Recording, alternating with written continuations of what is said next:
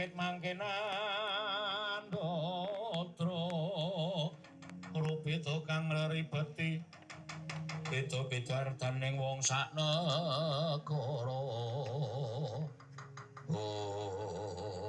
Nuwun amit pasang Kalimantapi.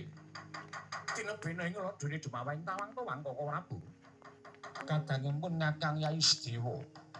Durung tinimbalan wis kepareng munjuk atur kelawan pun Kakang inggih menawi wonten Lepati Agung Pangasami. Midhanget dhateng noping dados pangandhanipun Kakang Mas Jodipati gumregah raosipun ingkang rayipun Sedewa. Taun-taun kula gadhahi pangidam-idam jebul pinanggihipun samangke sampun dipun ngendikaken dening Kakang Mas Werkudara Koko Prabu.